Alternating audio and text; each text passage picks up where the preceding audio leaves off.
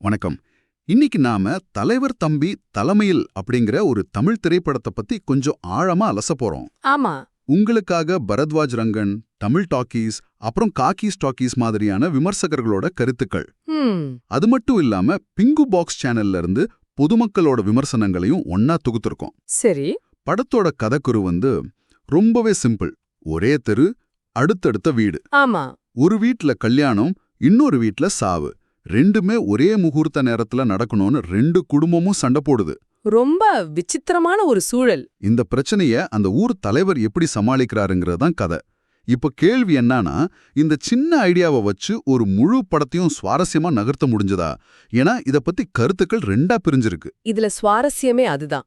இது ஒரு பெரிய ஆக்ஷன், சேசிங் மாதிரியான கதை இல்ல. ஆமா, அது தெரியுது.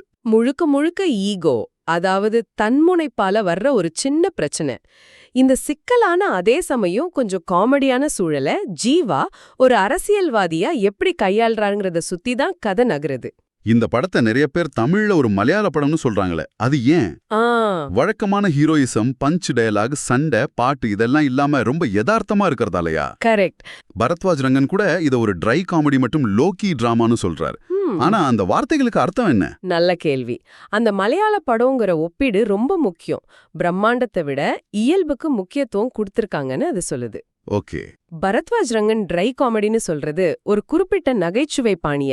இங்க கேரக்டர்ஸ் ஜோக் சொல்லி சிரிக்க மாட்டாங்க. அப்போ எப்படி? அந்த சூழ்நிலையோட அபத்தமோ அதுக்கு அவங்க கொடுக்கற சீரியஸான ரியாக்ஷனும் தான் நமக்கு சிரிப்பை வரவழைக்கும். லோக்கி டிராமானா உணர்ச்சிகளை ஓவர் ஆக்டிங் இல்லாம ரொம்ப இயல்பா வெளிப்படுத்துறது. புரியுது. இந்த அணுகுமுறை தான் சிலருக்கு ரொம்ப பிடிச்சிருக்கு. ஆனா சிலருக்கு படத்தோட பெரிய மைனஸாவும் தெரியுது. ஓகே. அப்போ இந்த யதார்த்தமான அணுகுமுறை தான் படத்தோட பலம், அதே சமயம் பலவீனமும் கூட. அதேதான். அப்போ இந்த கருத்து வேறுபாடு திரைக்கதை விமர்சனத்திலையும் எதிரொலிக்குதா? கண்டிப்பா. ஏன்னா தமிழ் டாக்கீஸ் விமர்சனத்துல இந்த கல்யாணம் சாவுங்கிற மையக்கரு ஒரு முழு படத்தையும் தாங்குற அளவுக்கு வலுவா இல்ல, கதையில பெருசா ட்விஸ்ட் ஒன்னும் இல்லன்னு சொல்றாங்க. ஆமா, நீங்க ஒரு விறுவிறுப்பான திருப்பங்கள் நிறைந்த திரைக்கதையை எதிர்பார்த்தா உங்களுக்கு அப்படி தோணலாம். சரி. ஆனா இதுல இன்னொரு கோணமும் இருக்கு. அது என்ன? காக்கீஸ் டாக்கீஸ் போன்ற விமர்சனங்கள்ல இந்த படத்தோட எழுத்து ரொம்ப பாராட்டுறாங்க.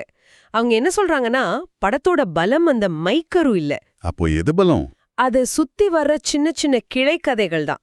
மாப்பிள்ளை வீட்டாட்கள், எதிரணி அரசியல்வாதின்னு பல கதாபாத்திரங்களையும் அவங்க பிரச்சனைகளையும் அழகா கோர்த்து படத்தை எங்கேயும் தொய்வில்லாம நகர்த்தி இருக்கிறதா சொல்றாங்க. முக்கியமா சின்ன சின்ன கதாபாத்திரங்கள் கூட ரொம்ப நேர்த்தியா எழுதப்பட்டிருக்குன்னு குறிப்பிடுறாங்க. அப்போ இது முரண்படான கருத்துக்கள் இல்ல. இல்ல. ஒருத்தர் மெயின் பிளாட்ட பாக்குறாங்க, இன்னொருத்தர் சப் பிளாட்ஸ் அண்ட் கேரக்டர்ஸ பாக்குறாங்க. சரி, விமர்சகர்கள் இப்படி ரெண்டா பிரிஞ்சிருக்காங்க. காசு கொடுத்து படம் பாக்குற ஆடியன்ஸ் என்ன சொல்றாங்க? அவங்களுக்கு இந்த நுணுக்கமான விஷயங்கள் எல்லாம் பிடிச்சதா? நிறைய பேர் இத பொங்கல் வின்னர்னு கொண்டாடுறாங்களே. நிச்சயமா. பெரும்பான்மையான மக்கள் இத ஒரு நல்ல ஜாலியான குடும்ப படமா தான் பாக்குறாங்க. ஓ, அப்படியா? ஆமா.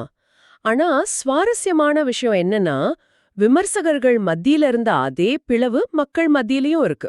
எதுல? குறிப்பா நகைச்சுவை விஷயத்துல. சிலர் வயிறு வலிக்க சிரிச்சோன்னு சொல்றாங்க, இன்னும் சிலரோ காமெடி பெருசா எடுபடலன்னு சொல்றாங்க. ஓ, இது மறுபடியும் நம்ம முதல்ல பேசின அந்த ட்ரை காமெடி விஷயத்துக்கு வருது. அந்த வகை நகைச்சுவை எல்லோருக்கும் கனெக்ட் ஆகல. சரி சரி. அதே போல படத்தோட மெதுவான வேகமும் சிலருக்கு ஒரு குறையா தெரிஞ்சிருக்கு. அப்போ சுருக்கமா சொன்னா, தலைவர் தம்பி தலைமையில் படத்தை நீங்க எப்படி பாக்குறீங்கிறது? நீங்க ஒரு சினிமா ரசிகரா என்ன எதிர்பார்க்கறீங்கிறத பொறுத்துதான் இருக்கு. ஆமா, ஒரு நேர்த்தியான எழுத்து, யதார்த்தமான நடிப்புன்னு பார்த்தா இது ஒரு நல்ல படம். ஆனா ஒரு வலுவான கதை, விறுவிறுப்பான திரைக்கதைன்னு பார்த்தா ஏமாற்றமா இருக்கலாம். கரெக்ட். படத்தோட வெற்றி அதோட கதையை விட அது சொல்லப்பட்ட விதத்திலையும் கதாபாத்திரங்களிடமும் தான் இருக்கு போல. சரியா சொன்னீங்க. இதிலிருந்து நாம கத்துக்க வேண்டியது என்னன்னா, ஒரு பெரிய ஆக்ஷன் படத்தை விட மனிதர்களோட ஈகோவை மையமா வச்ச ஒரு சின்ன கதை ரசிகர்கள் மத்தியில எவ்ளோ பெரிய விவாதத்தை உண்டாக்க முடியும்னு தெரியுது. இது நம்ம சமூகத்துக்கே ஒரு கண்ணாடி மாதிரி. ஆமா. இந்த விவாதங்களுக்கு மத்தியில பரத்வாஜ் ரங்கன் ஒரு முக்கியமான விஷயத்தை சுட்டிக்காட்டுறார். என்னது? அடுத்தவன் விஷயத்துல மூக்க நுழைக்காம இருந்தாலே நம்ம வாழ்க்கை நல்லா இருக்கும் அப்படிங்கிற ஒரு செய்தியை இந்த படமும் ரொம்ப அழுத்தமா இல்லாம இயல்பா சொல்லுதுங்கிறாரு. இந்த சின்ன ஊர் சண்டைய வச்சு ஒரு பெரிய சமூக பார்வையை யோசிக்க வைக்கிறாங்க. உண்மைதான். கொஞ்சம் யோசிச்சு பாருங்களேன், நம்ம வாழ்க்கையிலயும் இப்படி சின்னதா ஆரம்பிக்கிற ஈகோ பிரச்சனைகள் தானே பல பெரிய சிக்கல்களுக்கு காரணமா இருக்கு. இத பத்தி நீங்க என்ன நினைக்கிறீங்க?